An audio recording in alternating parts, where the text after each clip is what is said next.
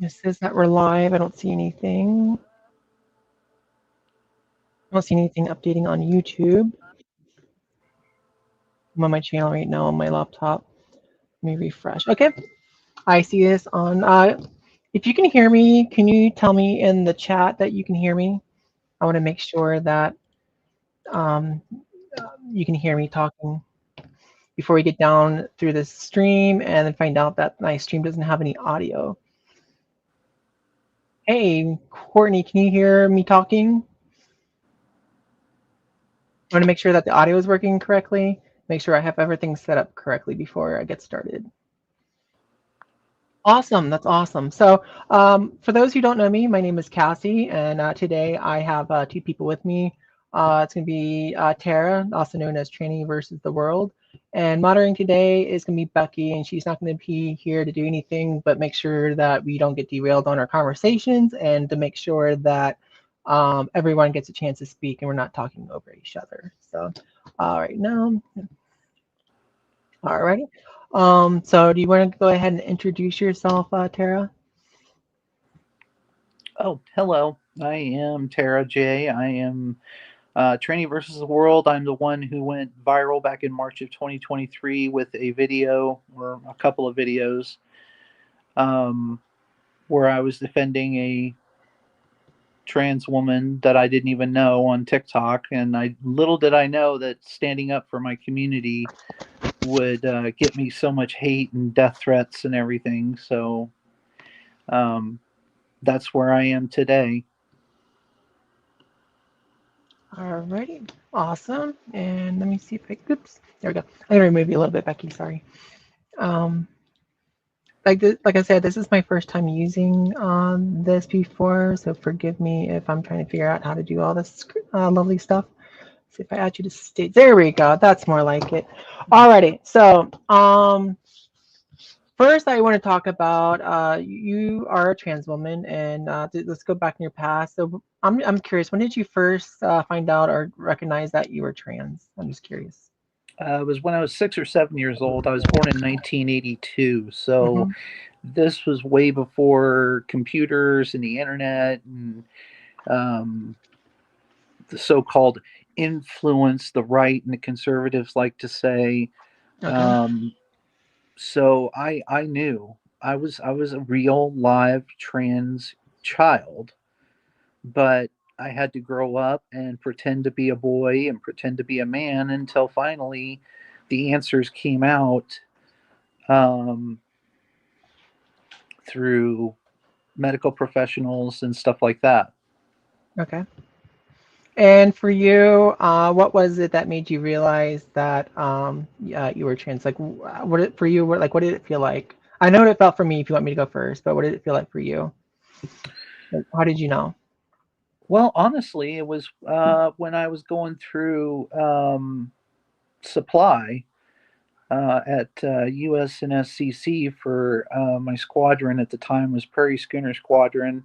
Mm-hmm. Um, I was going through supply and I noticed that there were the female whites that I was passing by, and I was looking at those, and I was thinking to myself, well, I shouldn't I be wearing these versus the male whites Okay.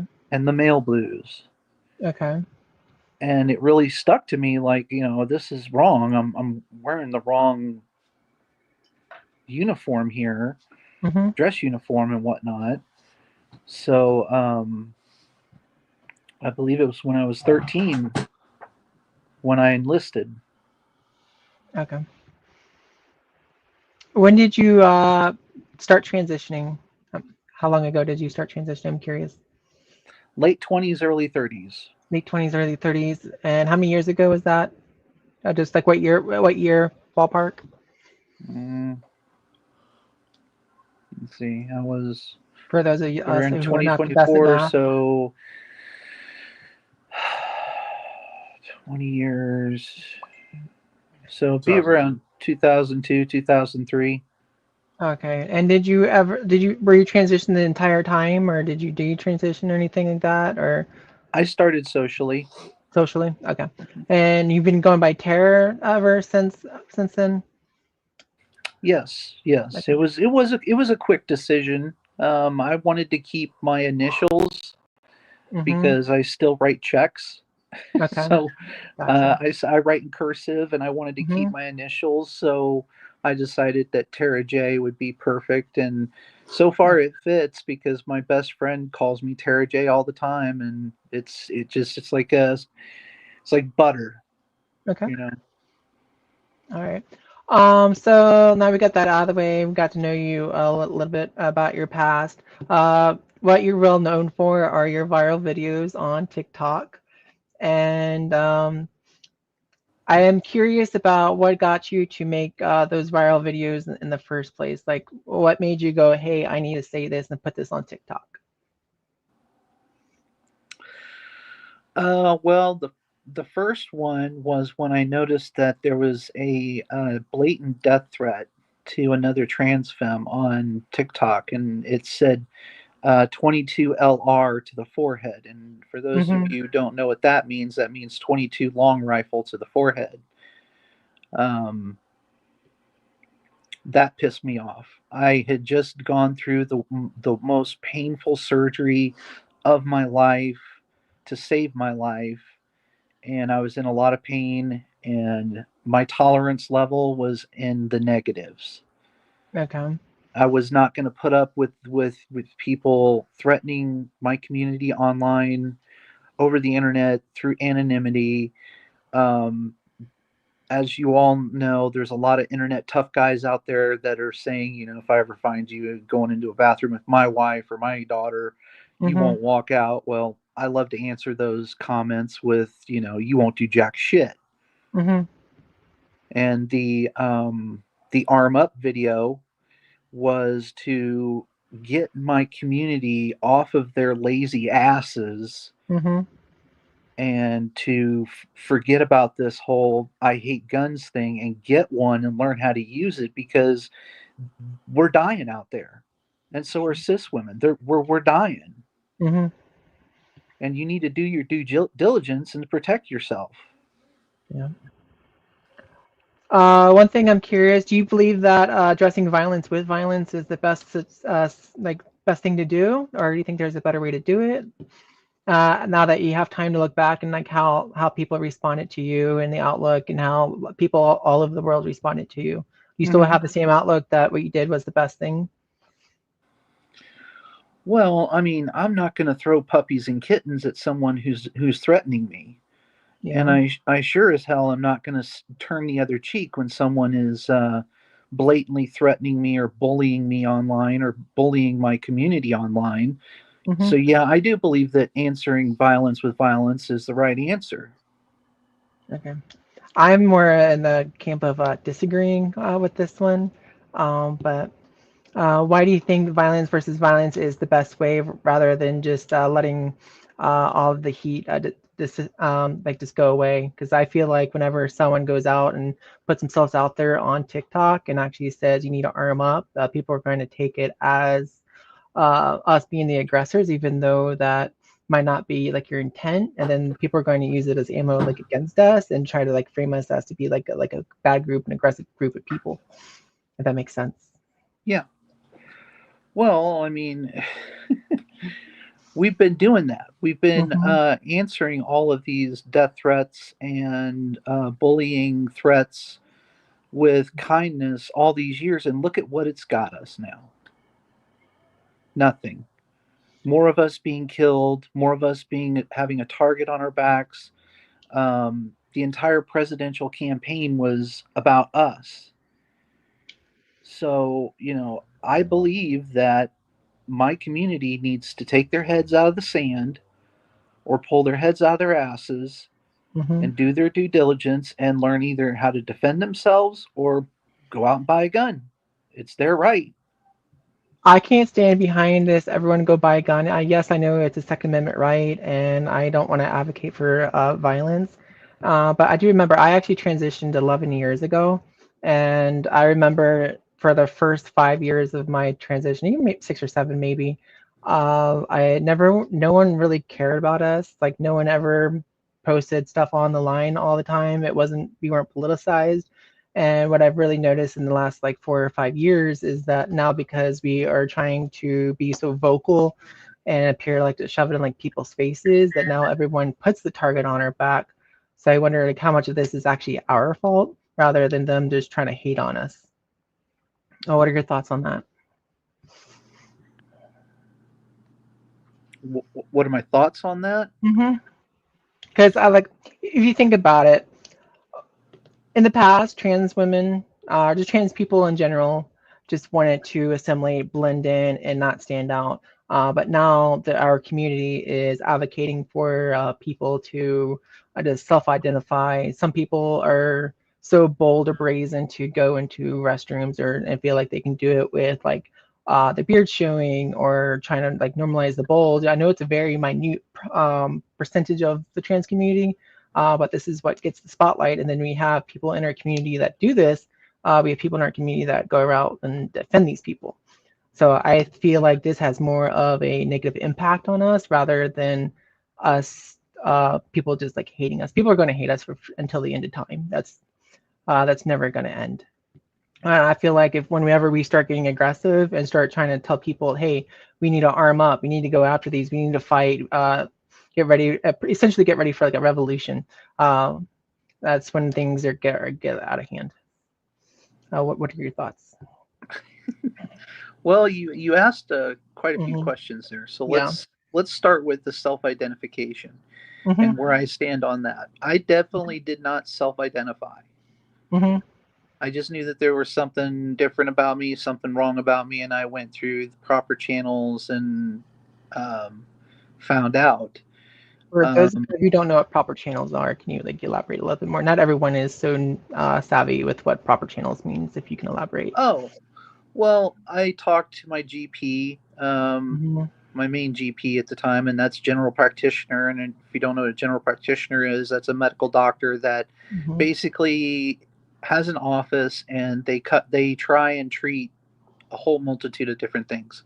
Hmm. If there's something that they don't know anything about, they send you to a specialist that specializes in what the GP thinks is going on.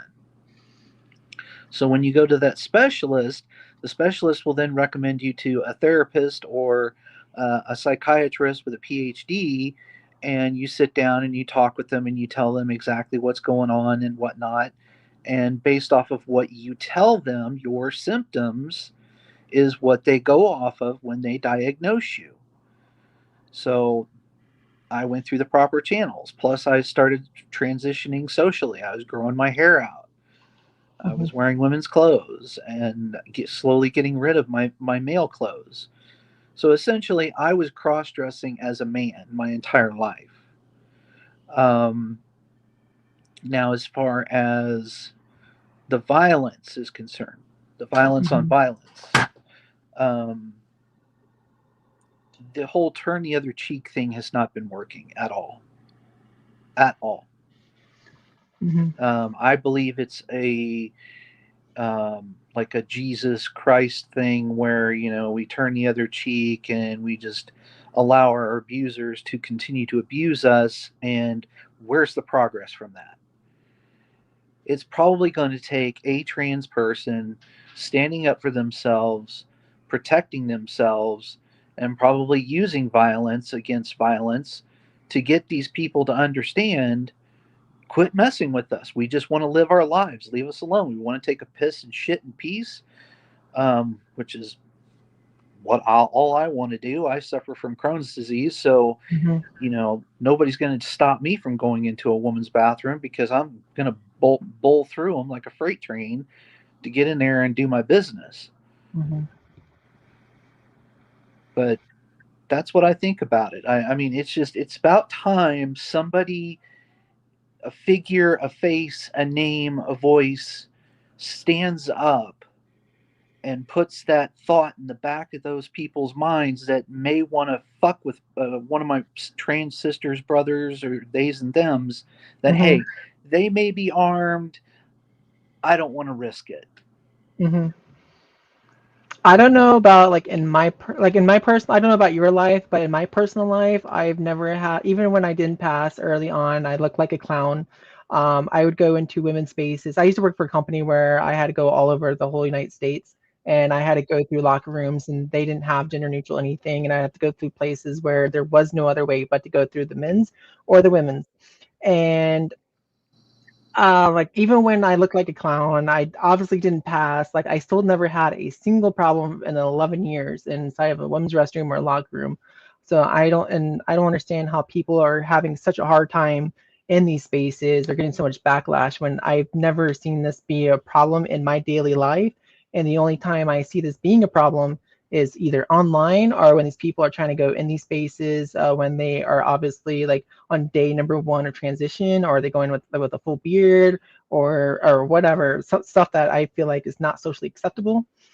Um, I don't know where all these problems came from. If people actually like, hey, maybe I shouldn't go in that restroom. Maybe I should wait a little bit and work on my transition a little bit and not go in with the beard and go in and like I'm going to be here. Like I don't know. I've never had an issue whatsoever, so I don't understand how so many people do. Right, putting forth the effort, to try and show people, hey, look, I mean no harm. I am Mm-hmm. actually a trans woman. Now the people that go in with their short hair, they go in with male clothes and then change into women's clothes in the locker room. That's where I raise an eyebrow, Okay. um, because like I said before, you can work out in a wig. There are wigs out there that'll Yeah. stay on that Not are the most really good. comfortable, but you can do it. So yeah. And so Mhm. yeah, you don't have to go in looking male-ish. I mean, But the people in our community are pushing forward this narrative that rather than going and trying to do what does like the least social harm, as I like to put it, they think it's more about how they feel, and then they feel justified that they can just waltz in and not really have any consideration for anyone else in that space. And then people in our community will defend them. And if people have a problem with these people in these spaces, our community will start calling the people that had a problem with it as being like transphobic or hateful or a whole bunch of other terms like a turf, like you know the list. So the full self ID thing where people just self ID and say that's all that matters. I'm not on the boat with that. Like, would you be on the boat with that? Or are you kind of like stuck in the middle? I'm completely for the route where people have to put work in their transition. They have to wait a certain amount of time. I believe that people should get their gender markers changed on at least their driver's license, or get like a document from like their like therapist, for instance, so that there actually is like some safeguards, not just like a free for all, for instance. Like where would on this scale like would you be? well, coming from a medical standpoint, Mm-hmm. self ID or self diagnosis is a very Mm-hmm. dangerous thing.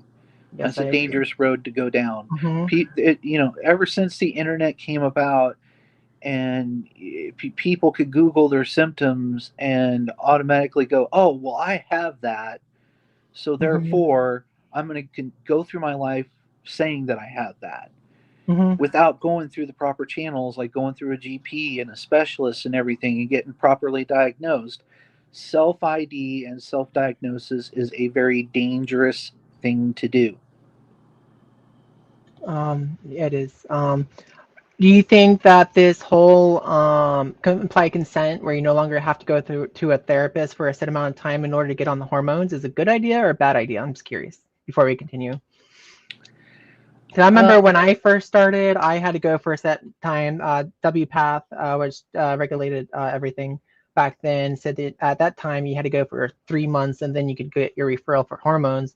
But now they've actually completely gotten rid of it. yeah, that too is a dangerous thing Hmm. because we are at higher risk for cancer and Hmm. strokes and stuff like that.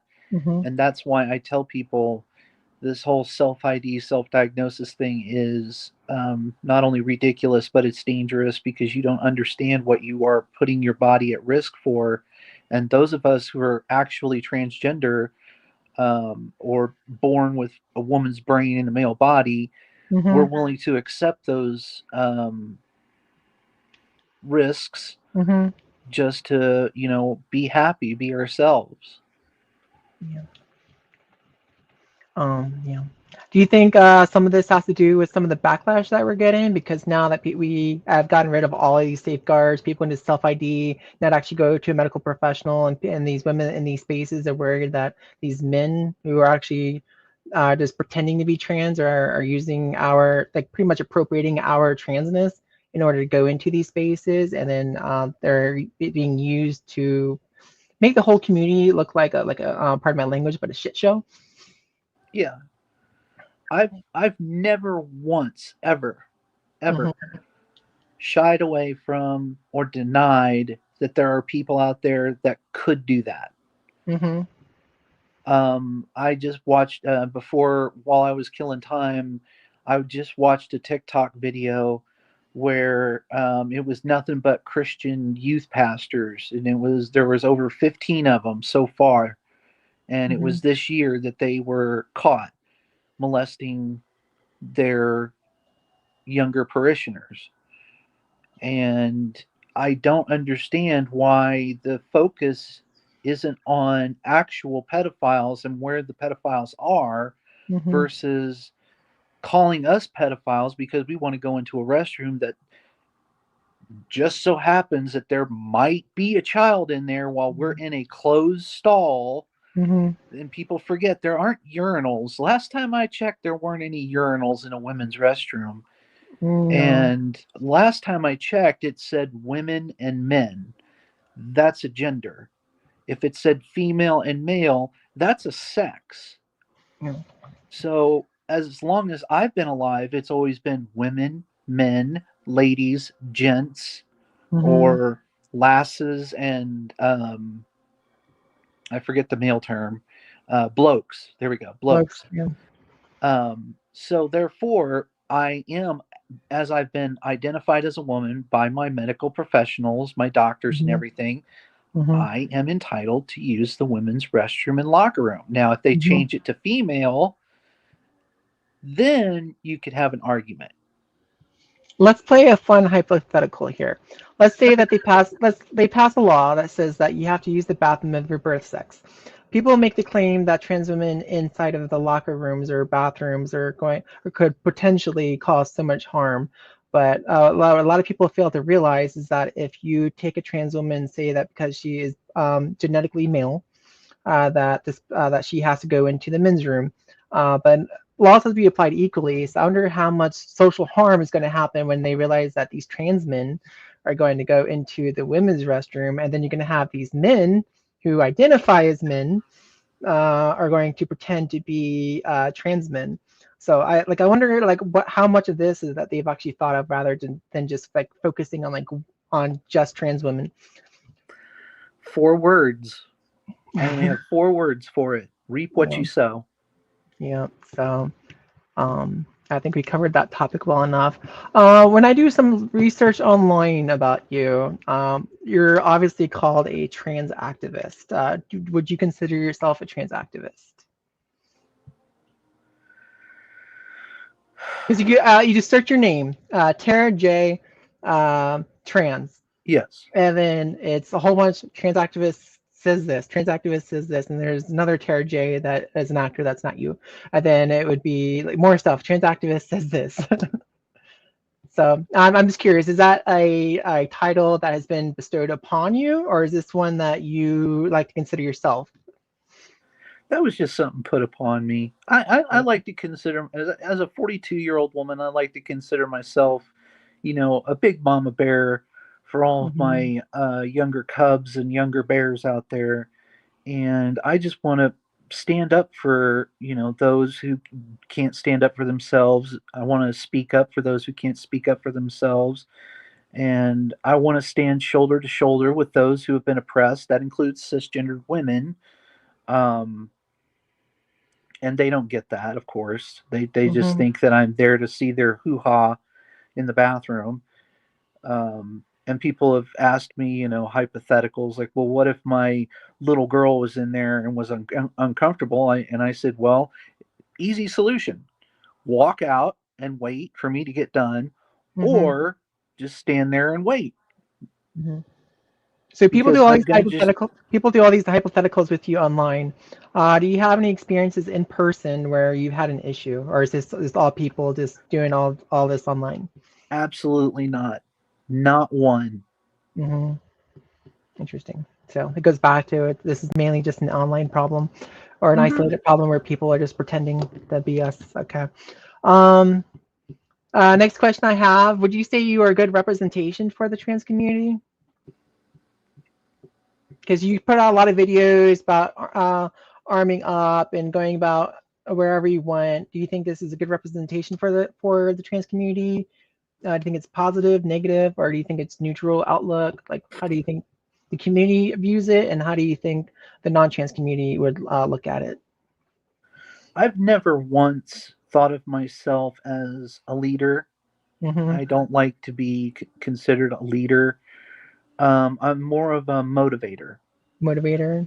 Yeah, I would Mm-hmm. I'm trying to motivate my community to get tougher and to get thicker skin and to stand up for themselves and not put up with any of this bullshit. Um, but as a trans activist, no, I don't go to I plan on going to city council meetings, but Mm-hmm. I don't go to these rallies and hold up signs and wear Mm-hmm. a hat that's supposed to resemble a vagina or anything like that. Mm-hmm. I'm just a motivator. That's it. Okay. Okay. Um, I lost my train of thought for that one. I'll come back to it. Um, I watched one of your videos. This goes back to violence. Your pinned post on your TikTok states that you disagree that violence isn't the answer and claims that you are totally reactionary. At what point do you think you're are just reactionary, or you think that you could just like stop like addressing something, and then people might stop attacking you or attacking the community? Because I feel like a lot of times these people, I don't know the best way to say this. You keep on going after someone, and they keep coming back. They pretty much want the last word, and eventually someone's going to have to stop. Hmm. And do you feel like it has to be them, or do you feel like you could actually stop, and then maybe a lot of hate would stop coming towards you? Well, if you've looked at my videos, I've gone through um, quite a few. I've got thousands and thousands and thousands upon thousands of Mhm, people all saying the same rhetoric. And I do answer certain questions or mhm, comments that seem genuine and nice, mhm, in which case I'm genuine and nice. But when you get the real nasty ones, if I'm able to sort of word it to where TikTok can't take it down, then I'm mhm. totally reactionary and I come at you, 10 times harder. Reminds me of the Israeli response strikes. They always strike back 10 times harder. So I just know in my personal life, and once again, this is anecdotal. Whenever I have someone who, let's say, is trying to bully me, for instance, um, I could react to it or I could not react to it. And if I react to it, I've noticed in the past that I always get backlash again. But I've learned in my life that a lot of times if I don't react to it and I don't let them know that like it bothers me whatsoever and just ignore it, they stop coming after me. They don't do anything anymore. Like this Mm-hmm. is what I learned all my life. So eventually I feel like that maybe that could be something that could be done, because I feel like if you keep doing it, I think it comes to a point where like I think you like it a little bit, and you like that people keep coming back and forth, and kind of like the dialogue, even though it's not positive. Does that make sense? Yeah. Um, if you're familiar with a comedian, I think his name is Jeff Hostetler, and Say it one he more time. is I didn't hear you. Jeff Hostetler. Okay. He's a comedian. He supports LGBTQIA rights. He Mm-hmm. supports women's rights, and a lot of times he gets a lot of hecklers. And I consider him the king of the hecklers because he knows how to handle them. I Mm-hmm. myself know how to handle um, a lot of these people that come at me. So sometimes I just do it for fun. Do for fun. Okay. I had a feeling some of it was like, let's see what reaction I get today from this. I had a going through your things. I was recognizing some patterns, and I was just like, just thinking about it. So, just to take a little break from all the serious stuff. In one of your videos, you say that you start off before you go into other stuff, but you say that you are so much more than trans. You want to elaborate more about what you are other than a trans person, like what Hmm. makes you. So people, I feel like people who know you only know you for your viral videos for, as they say, I'm gonna go wherever the fuck I please, kind of like messages, or everyone needs to arm up and get ready. But I want to give you the platform to be able to share with people what you are besides that. Absolutely. Um, I'm somebody because I've owned my own business, and I owned my own business for 11 years. Hmm. Um, I used to be a firefighter. I've worked a lot of different jobs.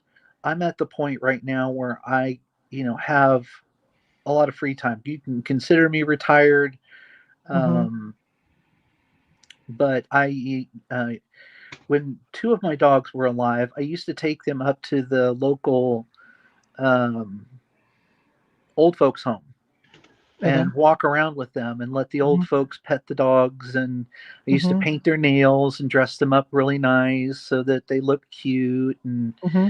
I taught them, how to get the dogs to do tricks and everything for treats. And so I would volunteer my time there. I'm a conservationist, I'm a hunter, I'm a fisherman. I love gardening. I have a passion for marine biology, entomology. I have a passion for metal work, like welding, engineering, putting things together. I'm a gamer.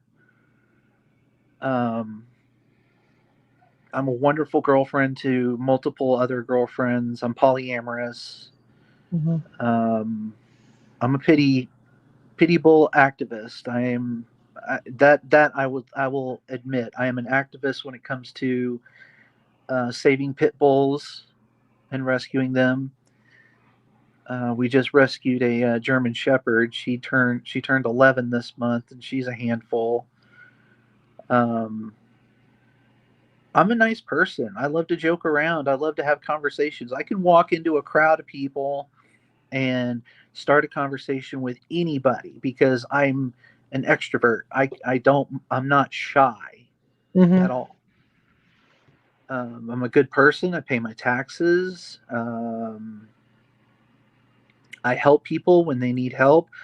I help my elderly neighbor across the street whenever she needs help. Same with my elderly next door neighbor.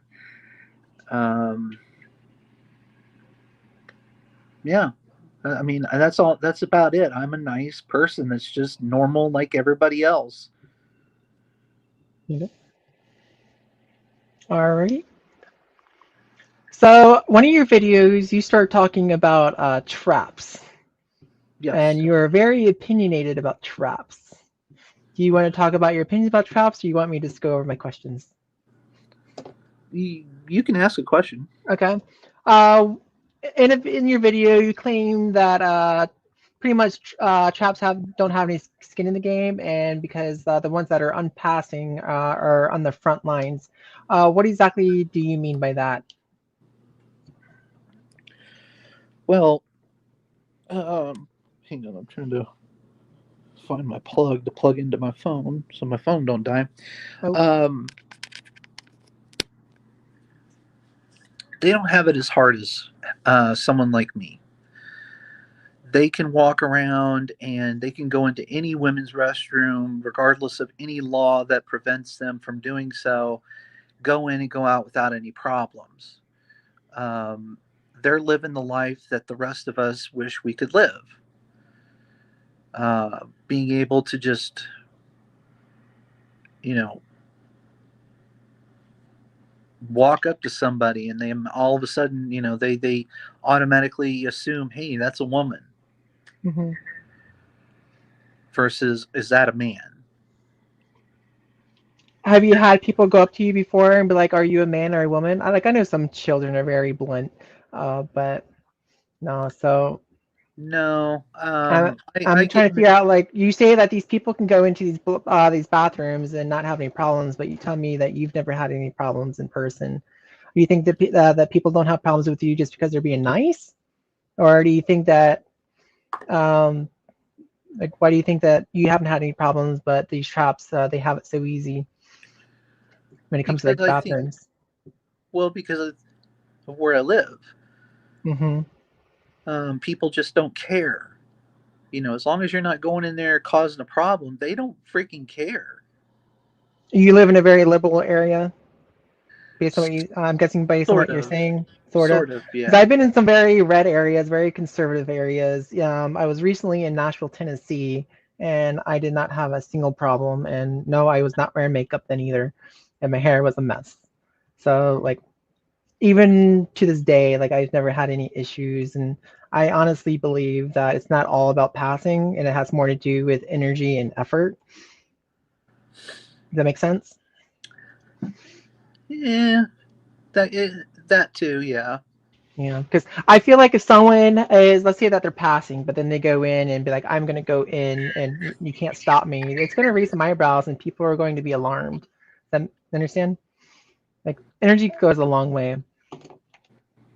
Um, and when you say that traps have nothing to worry about, you're talking about because they pass so well that they don't have any problems, like in society. Correct. Do you think that they don't struggle with dysphoria the same way, or do you think that they have it harder? Do you think they have it not as hard? They don't have it as hard. And I don't They see don't. why they would even, worry about that, because when they look in the Mm-hmm. mirror, they see a woman, Mm-hmm. and they very well should see a woman, because every trap video that I see here on TikTok where they're boo-hooing about something, I'm like, God, come on, really? Mm-hmm. Like, girl, you could Going be after attention. making Yeah. money hand over fist Mm-hmm. because of how gorgeous you are. Yeah. That's not isolated to just trans women, by the way. I just know that, oh, I know in the trans community, there's a lot of people that are very jealous about trans people who do pass and are like very feminine. But this is the thing with like everybody, even if they're not trans, like you'll look at people and they're going to be jealous of somebody. It's just how society is. So sometimes people are their own worst judgment. Like I will look at myself even when without makeup, and I'd be like, oh my gosh, I'm so dysphoric right now. But then I'll still go into like the women's restroom, whatever, and or in the locker room, and no one bats an eye. So sometimes I feel like some people think that they don't pass or they're not going to be able to go somewhere, and then they'll be fine. So Yep.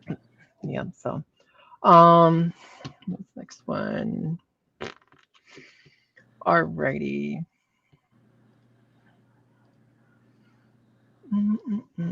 Where are you? So, as you, just for disclaimer, Tara and I actually talked on Discord a couple days ago and found out that you used to be a Blair White fan. Okay. Hmm.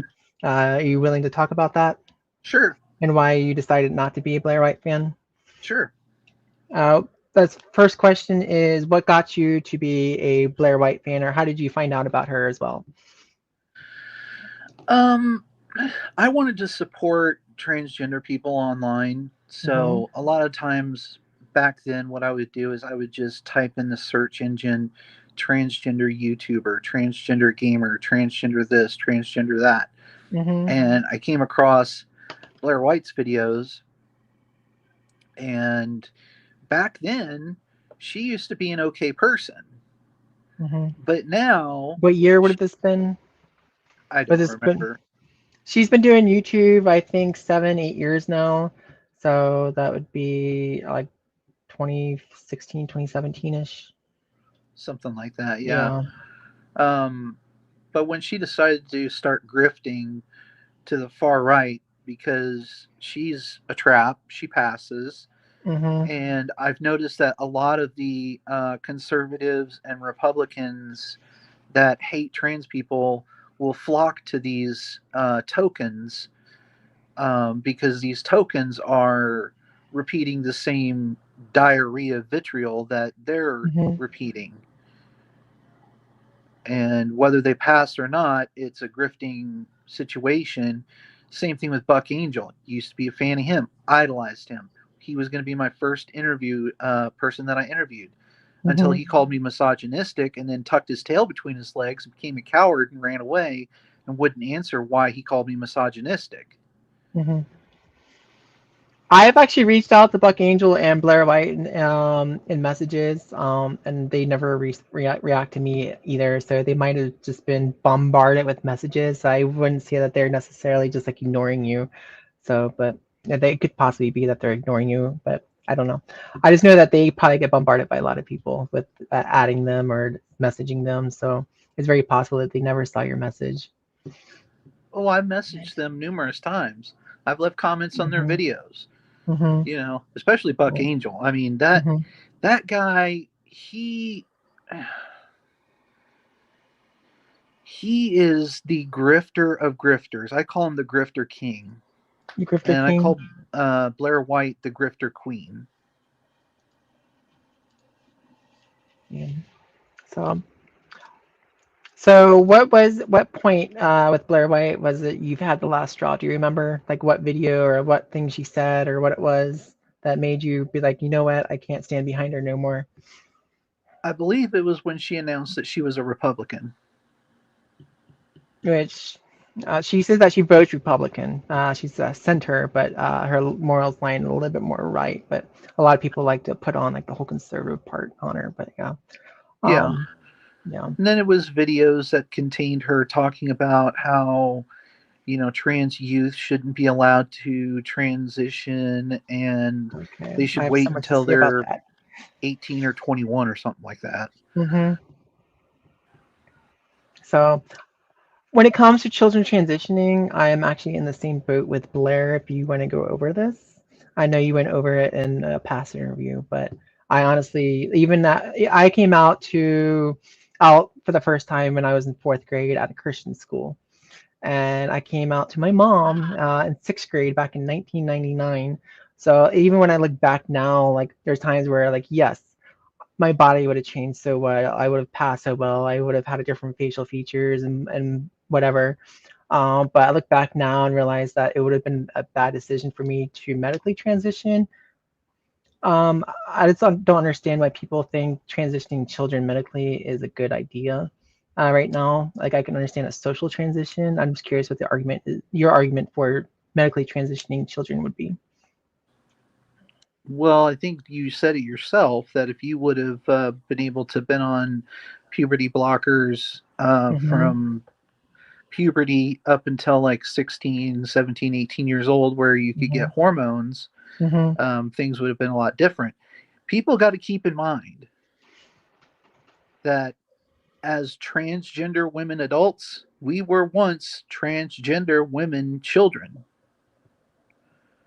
We were trans kids, and here we are wishing that we had access to the same medical care that the current generation has. I would have turned out way differently if I could have, transitioned early and gotten on the puberty blockers and then gotten on the hormones at, Mm-hmm. 17, 18 years old.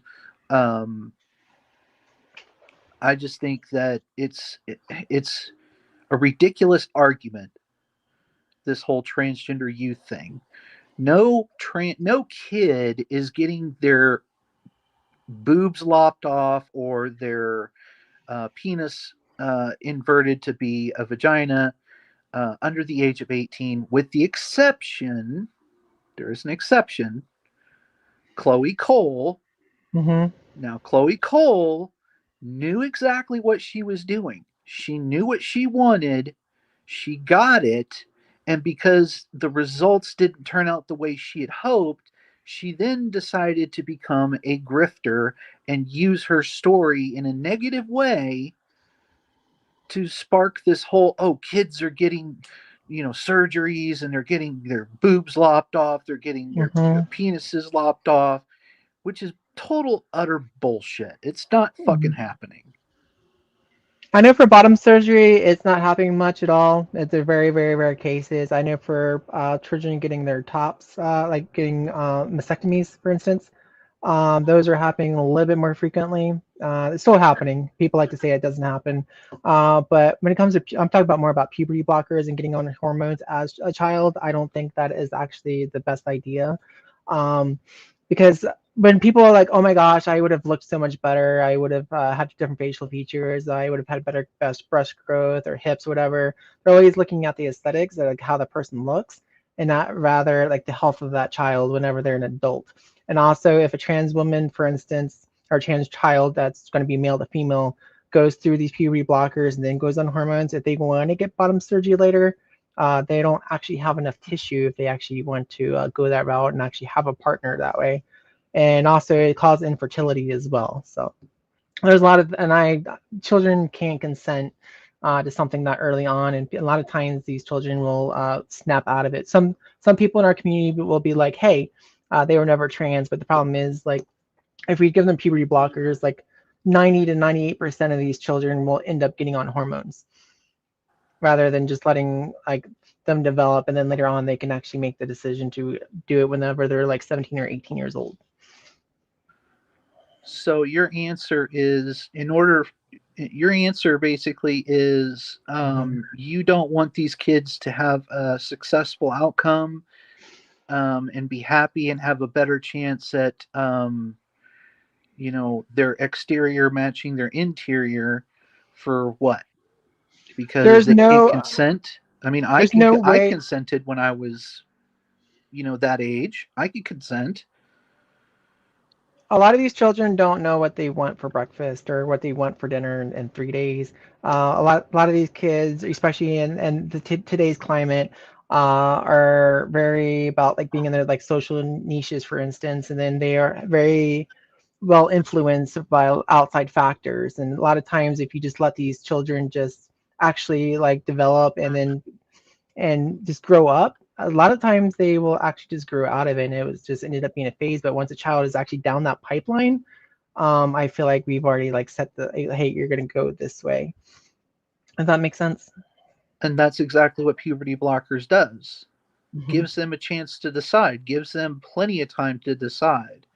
And And by once plenty of they time, are you talking about like 5 months, 1 year? Like they say that puberty blockers are reversible, but there's side effects that are not reversible that people don't like to talk about. and there are more studies saying that they are reversible. Hmm. That's the thing. One little person has a negative experience, and all of a sudden it's the gospel of the truth. Chloe Cole.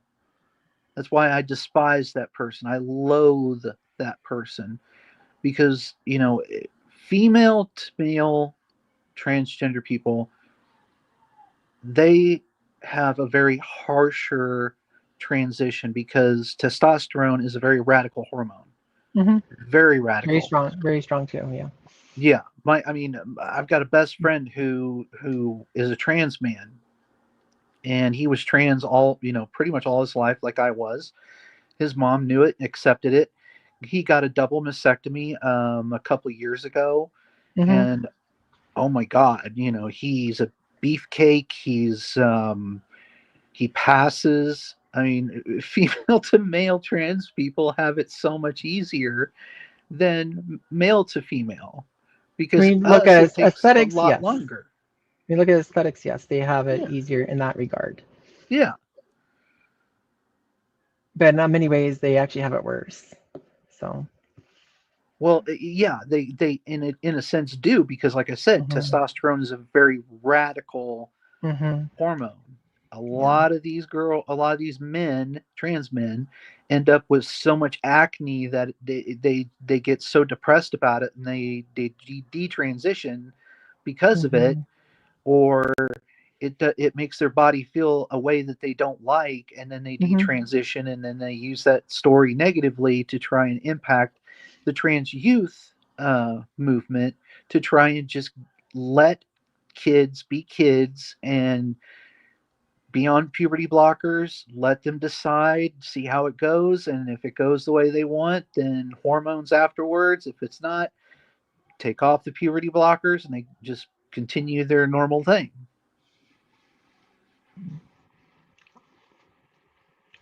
I still don't think that children should be doing puberty blockers or smudge leak transitioning, but we can agree to disagree on this one if you want to move on.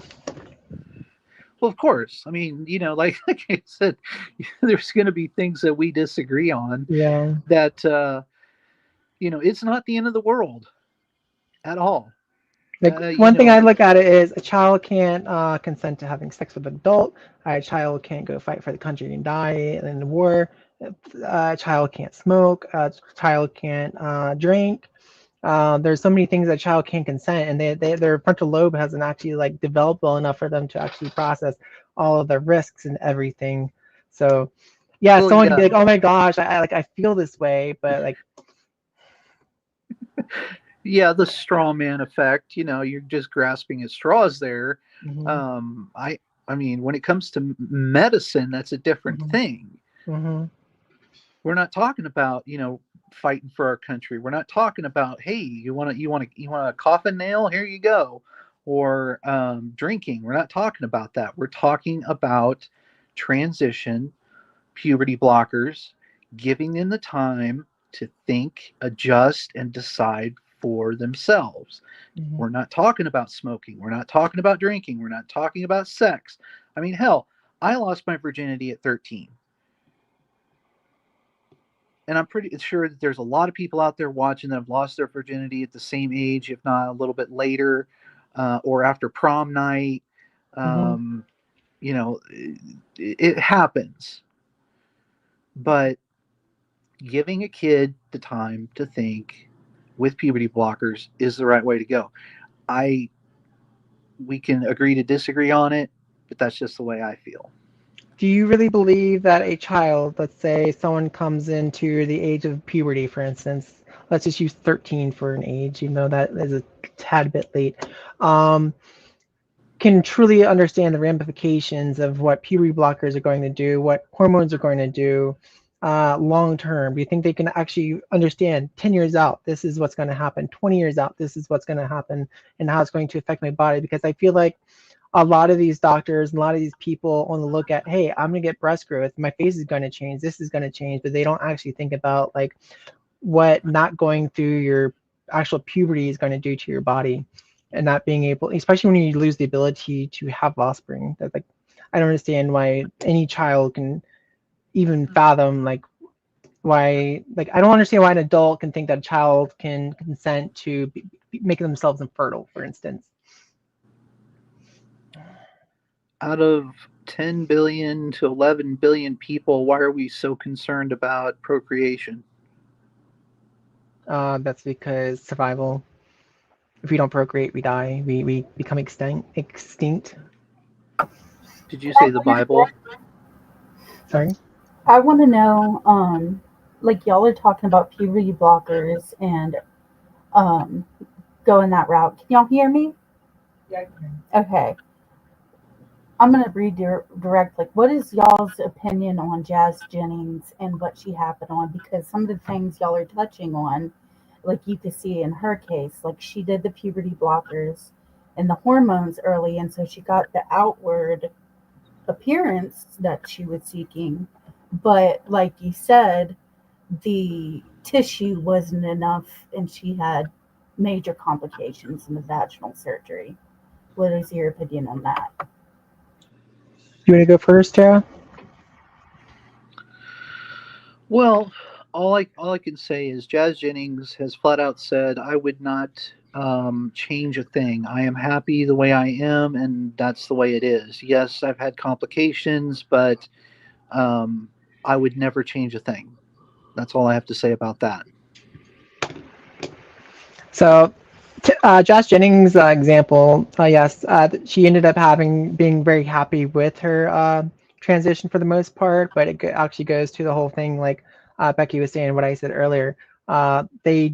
She wanted to get the full depth surgery and everything like that, but because she did not go through the male puberty, she did not get enough tissue in order to be able to do that surgery, and there were major complications, like major complications with her surgery.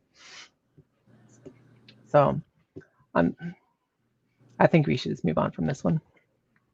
We're definitely just going to continue to disagree here, unless you want to continue to deliberate on this one. Ready to move on? Well, like I said, she's happy, so that's all I have to say. As long as she's Yeah. happy, she's happy. So for the most part, I believe in her case it was the right thing to do. However, like, how do we know for a fact that hey, this child is trans and this child isn't trans? It's just that's the thing that I really try to get my head wrapped around. But anyway, let's move it on. So one thing that was very interesting on your TikTok feed, I lost my notes here. Um, there was apparently some challenge that I came across. Where is it? Where was the person's name? It was a person by the name of Lindsay. Like said something about a challenge. I go like, where have you been? Like, what was this about? I'm curious the backstory to this one. So Lindsay, she makes her career off of just talking shit to people or about people, making videos, making fun of people. She's Mm-hmm. fully admitted that. Um, and she gets off on it. That's her thing. Mm-hmm. Um, one day I just happened to say, hey, we ought to set up a charity MMA fight, and all money that's donated for the fight should go to our specific charities. And she, of course, has accepted the fight. I've accepted the fight.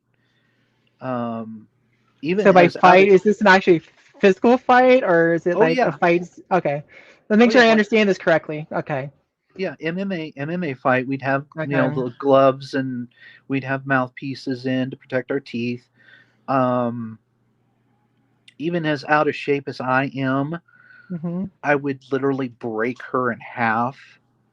And I do still look forward to the fight, but until funding is in a way to where I can either get out there to do it or she comes here to do it. I don't know. I'm thinking about reaching out to backyard. There's a YouTube channel called Backyard Beefs where they Backyard allow beef? people to duke out their differences, and Like once physically the duke it out? Like y- hey hey? yeah, Like okay. and they do it in a way where it's Mm-hmm. safe from law enforcement, so you wouldn't get in trouble from law enforcement for fighting, because there's a lot of states that don't allow mutual combat. Even if it's And like a contract, like hey, this is acceptable and okay. yeah, and then after the match is over, that's it. You've settled your beef, and that's it. You don't you know go on any further than that. Hmm. So what would your beef be with Lindsay then that you need to have an MMA fight? I'm curious. My beef with her is she's got a big mouth, Big mouth. and she doesn't understand that bullying is it's unacceptable. Bullying people for the way they look, for the way they talk, for the way they dress, Mm-hmm. for what they believe, that's it's unacceptable. It's chicken shit mentality. Mm-hmm. You hide behind your computer and you make these little funny little memes and funny little videos with music and stuff, and have a condescending tone to your voice, much like Lady J. I've got a Mm-hmm. beef with her. I've um, noticed. I've seen her video. I used one of her videos in in one of my YouTube videos. yeah, she Yeah. I love the way she talks because it's so In some of her scenes, she doesn't even have to talk. She just has to give you that look, and you know exactly what she means. yeah, she's just the way it's so condescending. It's almost like Mm-hmm. I don't want to say it, but yeah. And so, anywho, that's the whole beef with me and Lindsay is there's a lot of people that she has bullied that want me to just totally pummel her into the ground.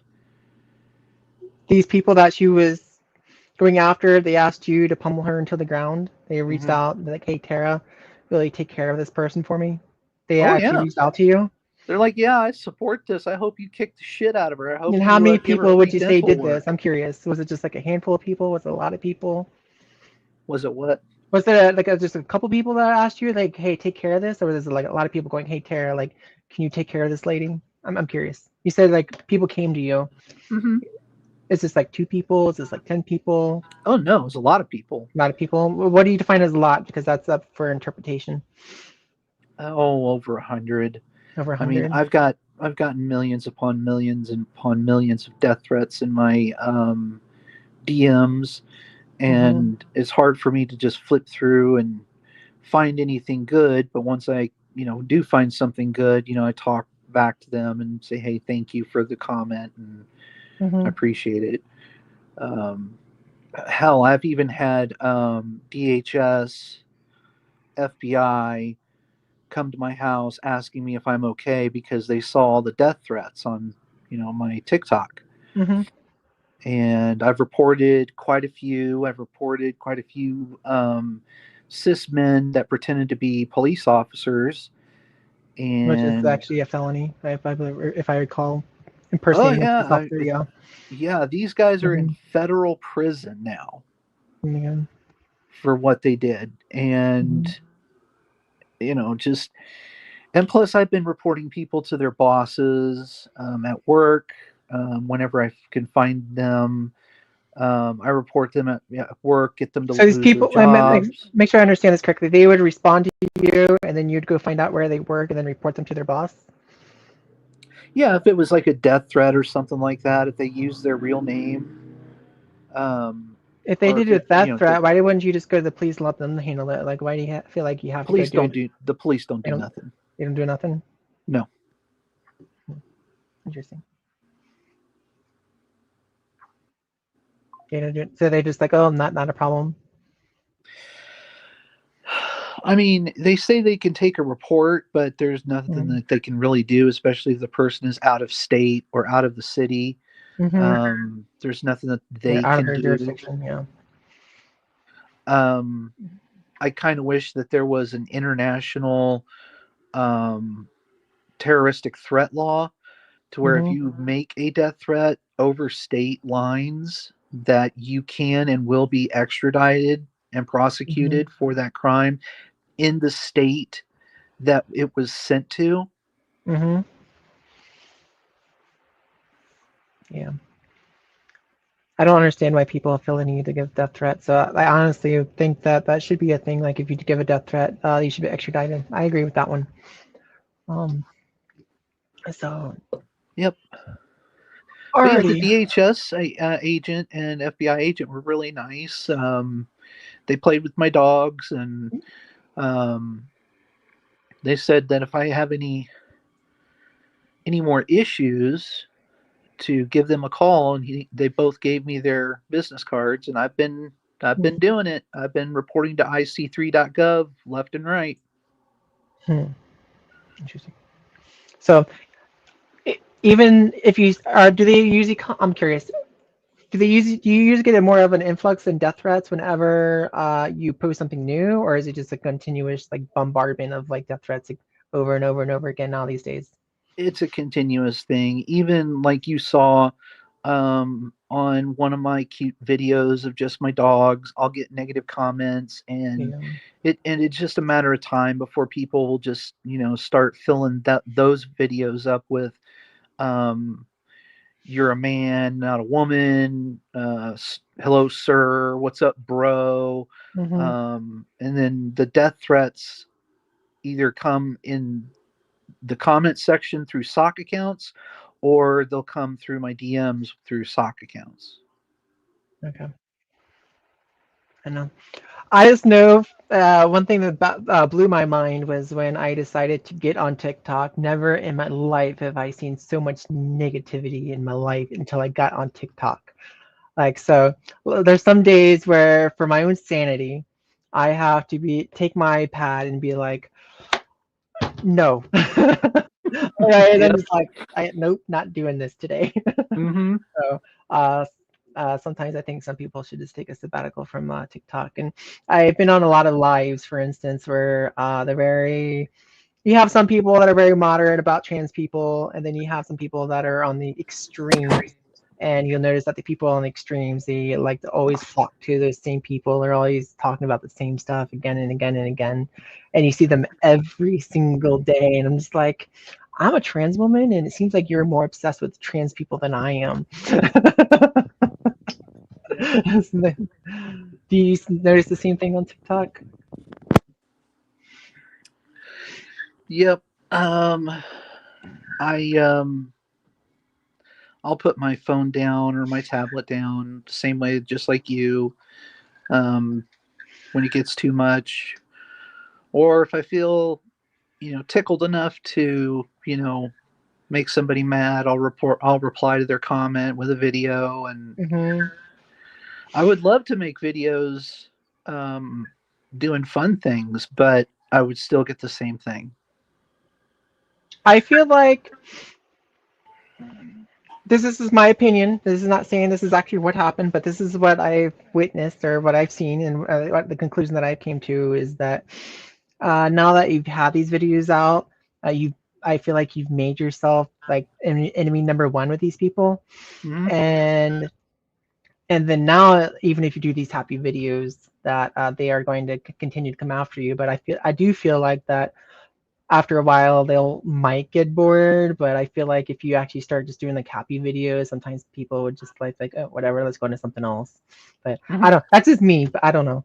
I've never gone out on a video and told people to arm up, or I've never ever in my life told people I'm going to go wherever the fuck I please, or I'm going to go in, like I'm going to go in the women's restroom and there's nothing you can do. I've never said these words except for like talking actually about some of these activists, and then in this case, I've never ever said these words. So I can. People are going to always take these clips and then be like and come at you. No matter if you make these cute puppy videos, or if you get some kittens and make these cute kitten videos, or whatever, make these funny jokes that have nothing to do with being trans. So I don't know. Maybe after a while they'll stop and they'll get bored, or maybe there'll be someone else that does something a little bit more like extreme, and then they'll take the attention off of you. I don't know. But maybe you've made yourself a fan base. Well, I I don't mean, know. I don't mind being public enemy number one. It doesn't bother me. I'm well armed. I'm well protected, and I know my Hmm. local laws. You're well armed. Yeah. Um. So yeah, I don't mind. It doesn't Hmm. bother me. Hmm. Someone in the comments wants me to ask about your assault charges. Do you have anything to say about someone named the Real True Conservative, with apparently with the Confederate flag as his logo? Um, but you need to change your logo. I'm sorry. But it says Cassie, ask about his assault charges. Like, what is this person talking about? I have no clue. Okay, I There don't are know. no assault I charges. don't I've know. never been investigated. I've never been arrested. Um, there's nothing on me. Yeah, There's absolutely I saw nothing. things on TikTok where they were claiming that you were in prison or arrested for your calling people to arms video. So some of those pictures were very convincing. So, so you've never been arrested, never been, have you been, never been detained, nothing, never been to court or anything, No. never been to, okay. So I didn't look that deep into that one. Um, so, No, there's a lot of people saying that I've been investigated or I'm currently under investigation and that I've been in jail, I've been arrested, blah, blah, blabbity, blah, blah. It's not true. mhm, interesting. Okay. They can stay mad. Stay mad. Okay. Maybe the real true conservative can explain what the hell is going on, because I don't know. I don't obviously know everything about you. So, but I noticed this picture, which reminds me, I ended up scouring the internet for a lot of your socials, and I did pull up an old post of yours that talked about the Confederate flag. Yes. So, do you want to go talk about that yourself, or do you want me to just go on? Ask questions. So, one of the things that you talked about, well, you compared the American flag to see if it is offensive to Native Americans, to say that um, the Confederate flag is fine or something like that, and also to say that the Confederate flag is not racist and it has more to do with it has to do with heritage. And you also talked, if I remember the wording correctly, I don't have it right in front of me. You said that the Civil War was about state rights, not about slavery, Uh-huh. which is partially true, mostly true, but not entirely true, in my opinion. So I'm just curious, why do you think? Go beyond what that post says and tell these people why the Confederate flag is not racist. I'm curious about this one. Well, I mean, I was a fucking moron years ago. Mm-hmm. I mean, a complete tard. Mm-hmm. I voted for Trump. I believed in Trump. I supported the Confederate flag as a flag of heritage until I started shutting my mouth and opening my ears and listening to people, opening up books and starting to read journals and actually read stuff that is independent and not a biased source. Okay. And I of course gave up on that, and I have never ever shied away from the fact that I've apologized for it Mm-hmm. and admitted that I was a fucking moron. I had Okay. no fucking brain back then. Mm-hmm. Okay. So that does not represent you who you are today. I'm just making sure you recognize you're saying that what you wrote back in the past was wrong and now you're a different person. Right. Okay. Yeah, I've got a brain now. Mm-hmm. Okay. I grew one. 'Cause I saw some other things on there that I'm not going to bring up, but so but I'm always curious. Like I know for me on social medias, I still have my old Facebook profile, for instance. I literally just leave it there so that people who knew me or family members who have a hard time accepting me have a page that they can go back and remember like my history.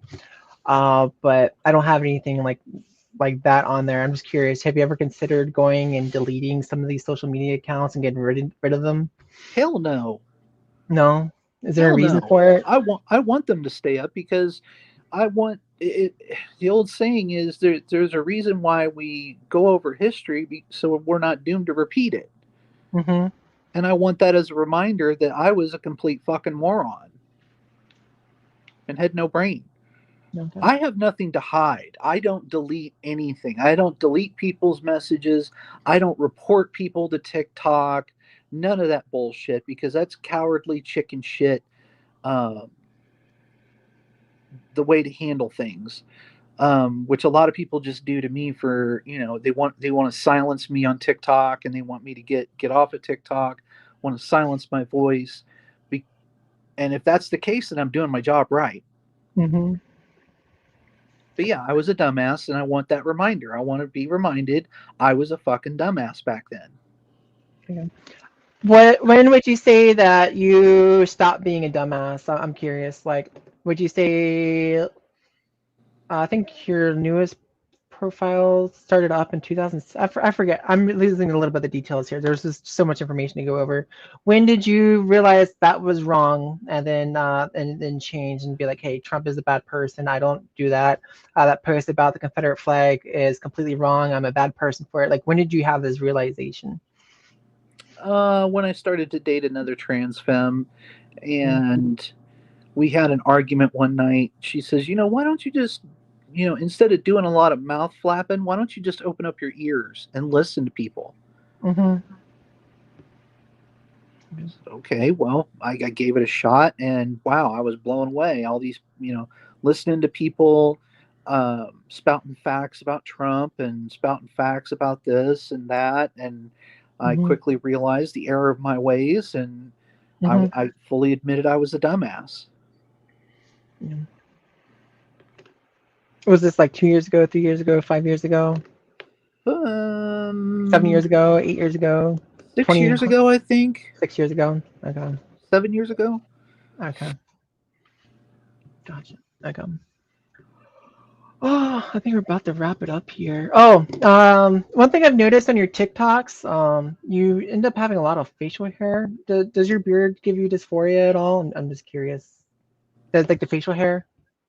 Oh, when I make videos before shaving.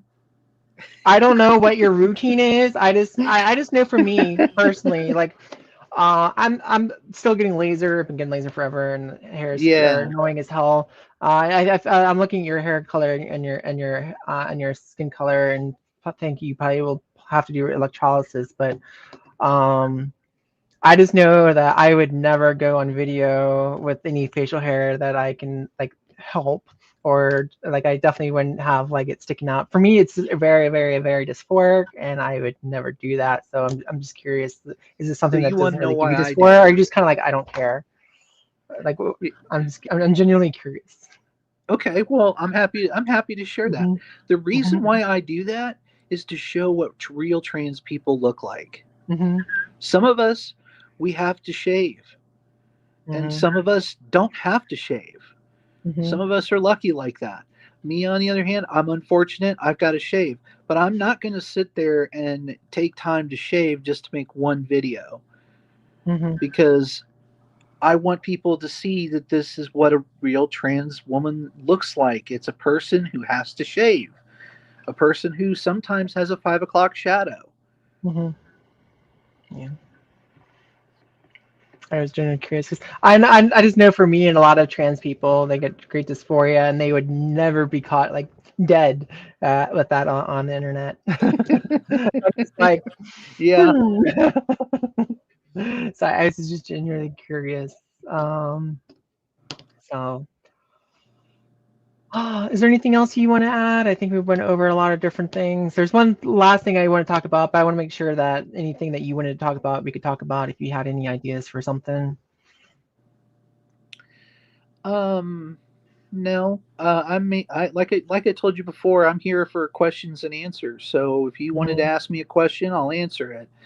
Oh, you wanted to talk about the whole non-binary thing. The non-binary thing. Okay. So since you brought up, what do you want to talk about it, for instance? You had mentioned that you don't understand the whole Z's or pronouns, stuff like that, and what I had told you was I don't know much about non-binary people to really Hmm. comment on them, but I do agree that the neo pronouns can be a problem, and also trying to classify themselves under the transgender umbrella can also be a problem. But again, I don't know much about it, so I'm not going to really comment too much on it. But I remember you brought that up, and I just wanted to reiterate it. The reason I struggle with non-binary, for instance, is that I don't see how there's any basis in like science for it. Yes, people make the argument that gender is a social construct, but like one thing I don't know how like some people come up with these pronouns. Like yes, I understand what a woman is or what a man is. You could use she and her, but I don't understand how someone can be there and zer and or like a tree and tree self, or as I saw on one of your Nikki's interviews, like tree and tree self and like ornament self or something like that. I don't understand how people can claim these pronouns and expect people to take them seriously. Right. I agree. So yeah. And I don't think that non-binary should fall under the trans umbrella. I honestly think that they should have like their own letter, for instance, because I feel like it is actually dividing and making like transsexuals or transgender people, whatever, way too broad. And now people are like, what are you guys? Like, are you guys this? Are you that? Or whatever? And then these non-binary people are saying we're trans, and they're the ones that have like the beards, and then they do all this crazy stuff, and it's making us look like and like insane. And people are like, what are y'all? And then they think that the entire like community is like that. But does that make sense? Yeah. So do you kind of agree with what I'm saying? Do you have any like disagreements with? Yeah. So there's some people that will call like people in my own community will call me transphobic and turf for saying these things. But I'm just like, how the hell can you be a zir and zer, and how can you expect people just to know? Like, Yeah. For me, it's just the education part. You know, if they want to Yeah. sit down and educate me, I'm happy to sit down and listen. Hmm. Yeah. So, but when it comes to binary, yeah. So, yeah, non-binary people, they still confuse the hell out of me. I don't understand. I just feel like they're just making their life extremely difficult. For instance, I try my best to understand like their fight and their plight, whatever, but like just can't I just can't understand it. But like I still don't think that they should be part of the trans umbrella. They should actually have like their own like segment. So yeah. Hmm. Yeah, you have anything else to add on that one? Because this one we seem like we're pretty much in agreement with, so we're just like went right by. So Yeah. the last thing I wanted to touch on was actually sports. Okay. And I'm going to interrupt you real quick. I have to go to the bathroom soon. You guys okay without me for a Oh second? yeah, yeah. Okay.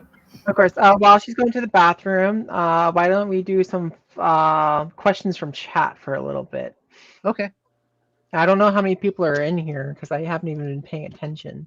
So if you're in the chat right now watching and you want to ask myself or Tara a question, to state the person's name first and the question you want answered. Let's see if anyone's still here. My laptop says that there's still 5 people watching. I tried to get you some more, Yeah, attention. I'm a nobody right now, so I didn't expect many people to be here. So my channel is literally like less than a month old. So You'll get there. I revitalized an old YouTube profile of mine to be this channel. So like if you go back and it'll say like established in 2020, but I didn't do nothing. Yep, you'll get there. Yeah. So alrighty, let me see. What does this say? If I click this, will it come up? All right. Will this show up on the stream if I do it? Okay, there's a question. Says Tara, why did you have to retire from being a firefighter? Why did I have to quit? Because of my Crohn's disease. Retire. You quit. Sorry. Okay. Yep, I quit. It's because of my Crohn's disease. It was putting not only myself but my fellow brothers in danger. It is kind of hard to describe. One fire that I was at, my final fire that I was at, I had to do overhaul. And for those who don't know what overhaul is, it's just basically you take a pike pole and you're pulling the ceiling down and stuff like that. Mm-hmm. Well, when I was doing overhaul, I kept getting these sharp pains in my stomach area and in my colon area because of the stretching that I was doing. I mean, I was really stretching to do overhaul. And I was hurting. It hurt so bad that I was literally in tears in my mask. So I went outside and I told the EMTs that were there what was going on, that, hey, it's my Crohn's disease and I just need a minute to relax. And then I knew then that was the time for me to just quit because I couldn't do it no more.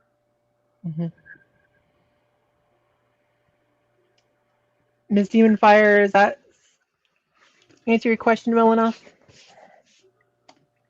So Orchid Child, this isn't a question, but a statement rather. It says, image matters, gosh, not shaving, get laser. Are you a candidate for laser? I'm looking at your hair color and your skin. I think you'd probably be better off for electrolysis. Well, my roommate is actually getting laser, and she told me how much it cost her. It's costing her $15,000 total For and full she's body? not for the whole body. No, she's doing the bikini, the face, like Brazilian. Yeah, like a Brazilian. Okay. Yeah, that's painful. And everything else down there, she's getting that done. And then she's doing her arms and her chest area. My arm. Okay. So. And I don't think I qualify for laser. I wish I could. I really do. I really wish I could. But electrolysis is longer, more painful, more expensive. So, You I said mean, laser or electrolysis? Sorry, you cut out a little bit for me. So electrolysis is more expensive and painful? yes. Okay. So I've never had electrolysis in my life, so I have no idea what it feels like. I used to live with a trans woman that had electrolysis, and she hated it. So, all right, next one. Ms. Demonfire responded back to you and said, the reason I ask is because the real true conservative said she was fired for assault. So I'm just clarifying. So, and you said you've never had anything like that. No. So, sorry, Ms. Demonfire, I don't know what you're talking about. And Tara says no. So, the next question from the Crazy Tennessee editor. Cassie, would she need a editor if she does YouTube videos? Are you talking to Tara or are you talking to me? For me, I plan on editing my own videos. I am very much a novice at it, but I do have some experience. But I love to learn new things. Oh, Tara. So this question is actually for you, even though this person asked me to put my name first. So Tara, would you need a editor if she does YouTube videos?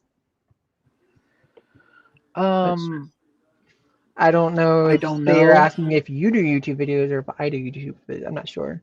I don't know. I'm not there yet, so I'm not sure.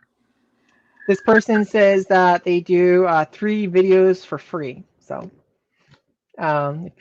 maybe you could reach out if Okay. you wanted to do that.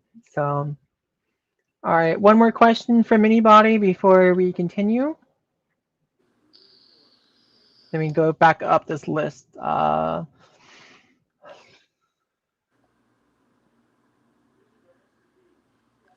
I don't see any questions up top. I haven't been reading chat like literally much at all.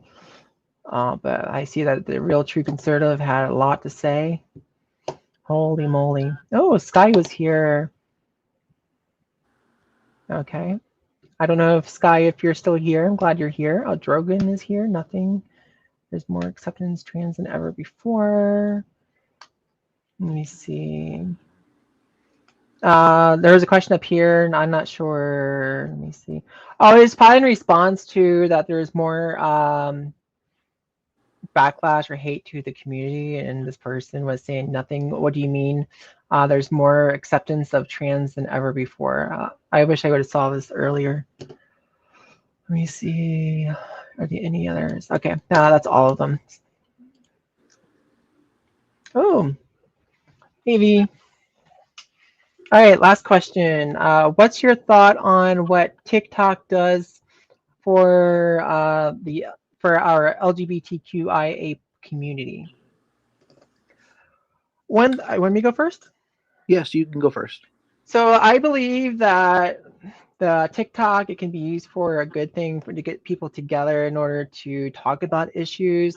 However, what I see on TikTok is people migrating to their niche or their echo chambers, for instance, and they are just sticking to the echo chambers. And some of these lives, for instance, you'll see these people that will literally just argue back and forth, back and forth, back and forth, and the whole like landscape of these lives is essentially to go there to be right and not actually to have a discussion.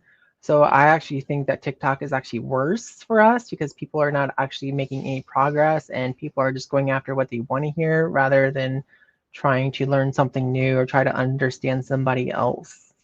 So I wish people would actually get off TikTok and actually go out and meet a trans person in person, so that you don't think that we're all these freaks that are just trying to be predators in locker rooms and restrooms, that we are actually people that actually care about society and don't want to cause harm, and that these crazy people that you see in the media, whether or not it's left wing or right wing, is not actually us. Those are just the outliers. So what is your take, Tara?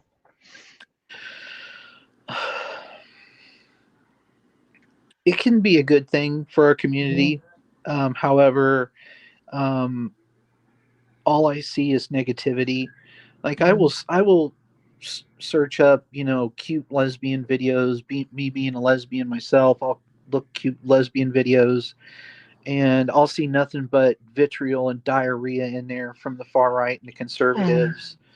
And then you try and report it, and TikTok doesn't find any violations with it, but Mm-hmm. you reply back with an emoji, and they find a violation.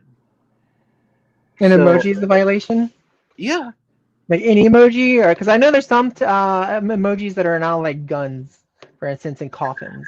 yeah, I've So like just I can used an understand emoji. like something, but what kind of emojis are you referring to? Like a smiley face? Well, I've used the poop emoji, I've used the clown emoji, I've used the brain emoji, um, and I get violated because TikTok is very transphobic and homophobic. Mm-hmm. Lately, they've been really good. I've been mass reported as usual, and a lot of the videos that they reported were Mm-hmm. put back up, and the violations were taken away. There's a Mm-hmm. couple of videos that were taken down that definitely did not violate the community guidelines, so I put them back up, but I put for educational purposes only, Mm-hmm. and they were able to stay up. Um, What were those videos? I remember seeing some of your videos with like for educational purpose only. What was the content of those videos? I don't remember the exact content.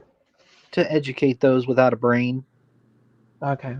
I don't remember exactly what you said in those videos.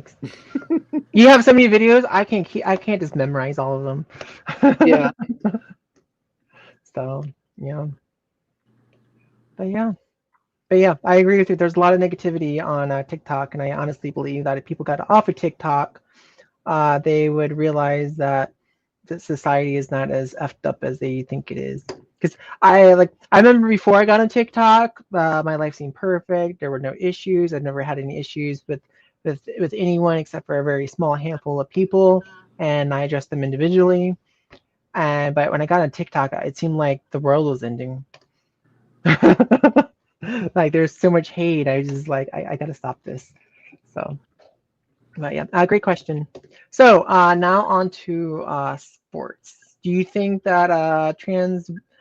No one always makes the argument that trans men can't compete in sports, but the argument always is that trans women should not compete in women's sports. What are your thoughts on this? I think it's just uh, a bullshit topic that people are using to help fearmonger the the whole trans monsters, trans predators, um, you know, ideology from the conservatives and the far right. Mm-hmm. Um, there's been numerous cases where cisgender girls wrestling against cisgender boys, and they're kicking the shit out of these boys. They're winning. There's Mm-hmm. been cases of trans boys, trans men playing in male sports that are just kicking butt, you know. Mm-hmm. Um, but what people don't realize is when we take hormones, we don't gain muscle, we lose muscle. Mm-hmm. I've had a hard time quite a few times opening up a jar of pasta sauce. Mm-hmm. To whereas before transition, I could just pop that open really easily. Um, I do believe that we should be allowed to participate in sports. Um, Again, it's just a fear mongering thing from the conservatives and the far right. That's all it is. There's plenty of cases where trans women are not dominating anything. They're just wanting to compete. They don't really care about winning. They don't really care about getting a gold medal. They just want to compete. They want to be a part of a team. Mm-hmm. That's it. Just like we just want to go to the bathroom. That has Yeah. stalls, by the way. I want to remind everybody women's bathrooms don't have urinals, they have stalls with doors. I'm curious, did you ever do sports growing up at all? Did you, Yes, I when you did. started transitioning, did you do sports continuing through that? No, it was way before I started transitioning. I did do sports. I wrestled. I played football. I was a manager of a basketball team. I did track, where I did discus, shot put, javelin, and Hmm. I forget what else I did. But I lettered in those sports, and what did the same thing in high school. But no, I never. It was way before transition, way before I even knew, because again, the internet was just coming out. Yeah, gets me on a whole other topic about things, but um, about sports for me, sports have always been like a central part of my life. I've always used it, sports a lot for like a stress relief, for instance. I grew up as a runner. My family was a runner family, and I was actually the first one in my family to go and do like a different sport that wasn't even remotely close to running. I ended up going into swimming back in high school. And then as an adult, I joined a master's swim team, actually in Alexandria, Virginia. And I actually transitioned while on that swim team. So that was a very unique experience. And boy, was I very self conscious about my body. But I just love the sport so much. But the whole time that I was going through this, like I used to compete like crazy. I used to do butterfly. I was obsessed. I would constantly have like people like, hey, like take a video of me, and then I'd watch it like slow motion, like frame by frame by frame by frame, uh, just to try to get like the perfection out of it, for instance. Um, but during the transition, I had this whole thing. I never actually competed in women's sports until like last year. So there was a humongous amount of years that I did not actually compete in women's sports as a trans person.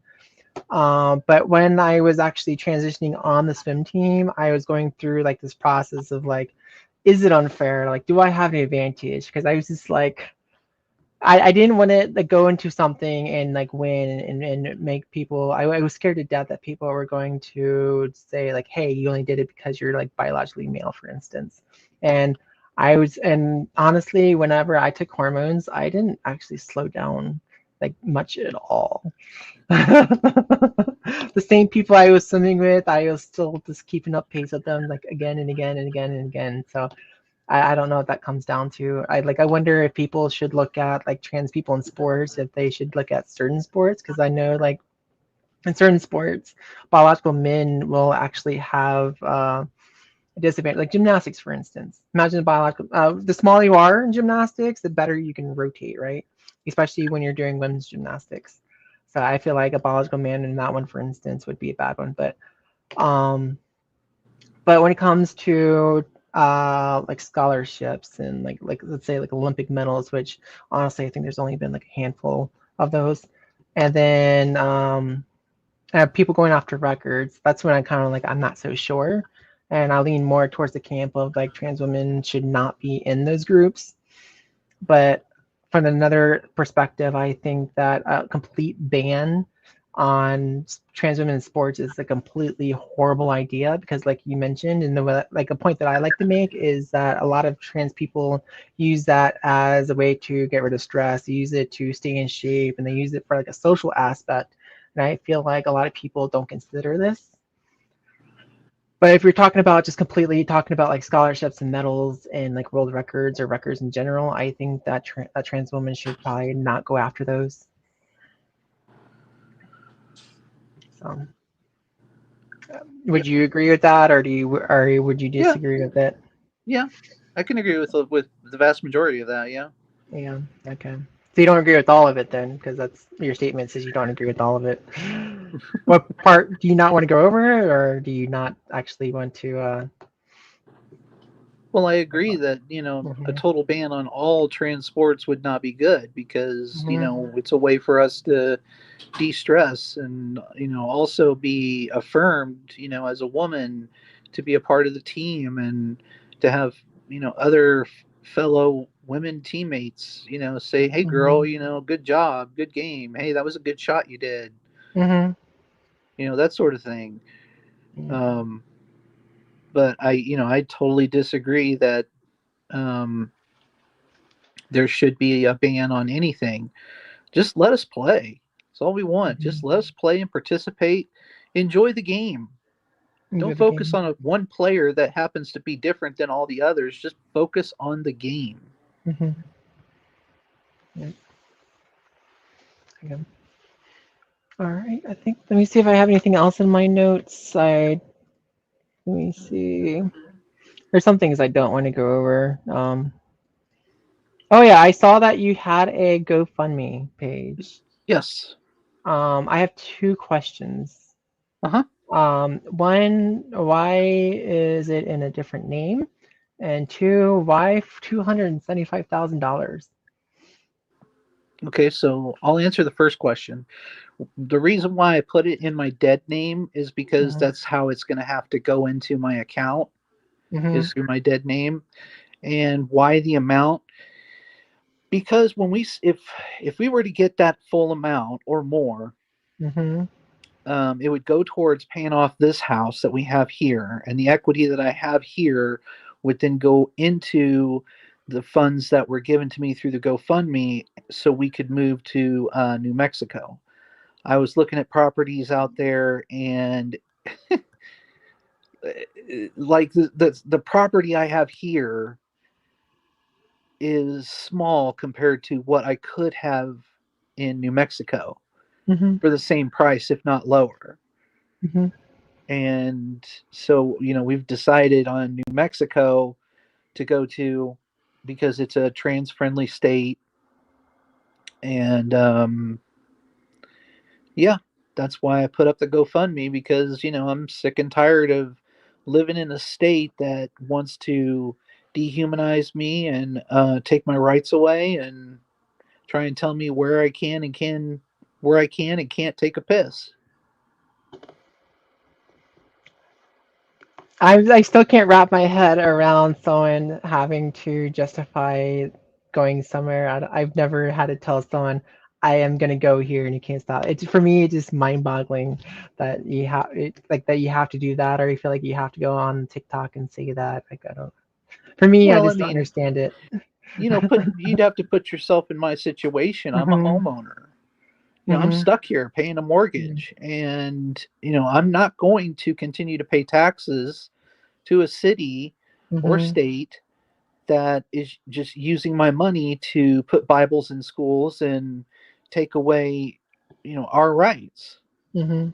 I'd rather pay my taxes somewhere else that will protect us. Mhm.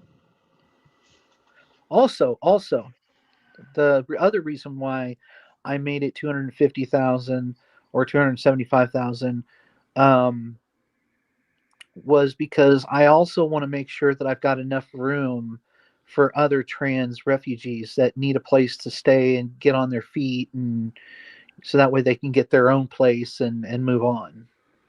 Okay. And if they need this help, how do they contact you? Well, I mean, hypothetically, if I got Mhm. this money, they could just reach out to me on TikTok here, or um, let's see, Discord, which is all small letters, Tara underscore the underscore cutie, CUTIE. Okay. They could reach out to me there and let me know what their situation is, where they're at, whatnot. Mhm. Mhm. And then depending on how many bedrooms I have available, you know, that sort of thing. Um, Actually, there was one more thing. Where'd it go? I undug something about a post. You said that you had some fallout or something with your, I think it's your sister. Where are you? Allison White. Yeah. Yeah, I saw some posts about that. Like, is this all like made up? The vast Talking about majority. like you're talking about your ex or something like that. Oh, no, no, no, no. That's all made up bullshit. I Maybe. never assaulted my exes, none of my Mhm. exes at all. If Mhm. anything, I've been assaulted by two of my exes almost ran over by a car as I was drugged down the street. Um, and I've never assaulted any of my exes. Mm-hmm. What that I'm gonna choose my words carefully. Please Um, do. what that failed nurse, wannabe nurse, Mm-hmm. has to say is just diarrhea and vitriol. It's just trying to make me look bad because she's so pathetic in her life that she has lived with my mother forever. I Mm-hmm. have been on my own since 17, 18 years old. Mm-hmm. I am a proud person. I can hold my head up high because I don't live with mommy and I don't abuse my mom the way she does. And by abused, you mean like verbally, emotionally, physically, Oh, or all the verbally, above? Okay. verbally and Verbally. emotionally, absolutely. Okay. Okay. So have you ever someone in chat said, did you call 911 on them? Well, I would have to witness it, and of course, my Mm-hmm. mother would have to go along with it, which she Mm-hmm. won't. Yeah. So yeah, I don't think a 911 call is gonna work out. Let me put it this way: if any of y'all have seen What's Eating Gilbert Grape, What's the what? mom in that's my sister. Yeah. Okay. I'm not familiar with that one. I didn't hear the whole thing. What's the name one more time? What's What's eating Eating Gilbert? Gilbert Grape? Okay, one at a time. What's eating Gilbert Grape? And the mother in that is morbidly obese, and so she cannot leave the house. Okay. Yeah, got it. Gotcha. All right. So, alrighty, I think we've covered most of the things I have on here. Some of them I'm not going to go over. Should we do rapid fire chat questions? If anyone's still here, any other questions? Is there anything else you wanted to say, Tara? Anything questions you have for me about anything? I don't know if you looked up my life, whatever. I'm an open book about stuff too. But No, I mean the only thing I have to say is that the restrooms say men and women, not um, females and males. So keep that in mind.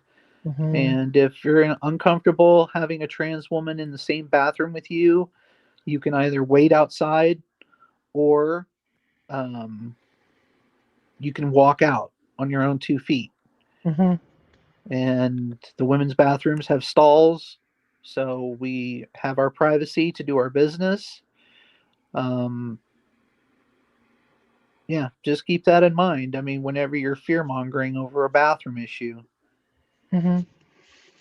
One thing I find interesting, and what usually gets people shuts some people down, is I got this from a meme from back when I think it was North Carolina was doing like their bathroom ban back. I think it was like 2014 or 15 or 16, whatever. I'm not sure if you remember that phase. There were these memes where like you have like this trans woman and it's like, I get to go into the men's bathroom. Wow, all these men. Hey, that's a cool thing over there. And sometimes I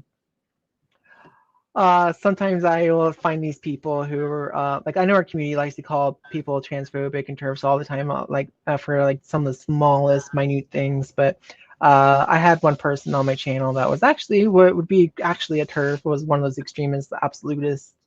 100% no trans women, no matter what, should be in the women's restroom, and saying that because you're biologically male, you need to stay out. And then I just like, oh, I guess I could go into the men's room and try to steal your husband because like they'll deny us in public, but then be in our DMs later. Yep. So yeah, so but obviously I can't tell you what to do. Well, I can try to tell you what to do, but I know that like you don't have to listen to me. But my opinion is that if you would stop making those videos and stop being aggressive and trying to tell like no more threats, because a lot of those videos come off as very threatening. I feel like people would have a better outlook of you. I honest like right now, like I've gone online and you're all over the on news agencies all over the world for your videos. It became like the thing to pit against the community to make us look bad. So I think that's a really bad way to go about things, and I hope you tone it down quite a few notches and find other ways to advocate for protecting the trans brothers and sisters. I'm going to stand by like violence is not the answer no matter what. So and V, do it, Cassie. Do what? Sorry, there's a little delay, so I don't understand what you're saying. But there's someone in chat. This is Tara. I hope you continue to be you. And it says maybe like Cassie said, no more threats. And then I don't know how to pronounce your first name, V. I'm sorry. It says do it, Cassie. And I'm still waiting to see what she's referring to. Do what? Please tell me. But anyway, while we wait for that last answer, I do thank you for agreeing to come up here. When honestly, when I messaged you on TikTok, I was like, this is going to be it, because I'm a nobody online. I'm new to this. So I was like, yeah, this person's never going to respond. And then 10 minutes later, boop. So I was very pleasantly surprised. So I do thank you for coming. So You're very welcome. You're very welcome. I know you're putting yourself out there. So yeah, you don't know what you're walking into. I don't mind doing interviews, just as long as they're in good faith. And as you've noticed, you haven't really had to use your moderator, like I said. No. I've seen some videos of some debates. One infamous one is with Blair White and Jessica Nee, where things got really heated and they probably could have used a moderator. If you're familiar with that one, but yeah. But yeah, you're right. We did not need a moderator, so I'm just so used to having debates where people just like they have to be right and they will just like talk over people. And I'm usually the kind of person I'll just like sit back and wait, like, are you done yet? So yeah. Before we go, do you have any last words? Anything? Nope. Let's wrap it up here. Alrighty. So Tara and Becky, I really appreciate you being here. Thank you so much. And everyone in the chat, I thank y'all so much for watching. And I hope if you haven't done so already, please like this live stream. It's actually my very first live stream on this channel. And I would really hope that you would subscribe if you have not done so. I know if you're in the chat, you've subscribed because I made it mandatory. But if you are just watching and not chatting, I would really love you forever if you could actually subscribe. I thank you. And we're going to end it here. And I love you. Goodbye. Yep. Thank you. Goodbye. Bye.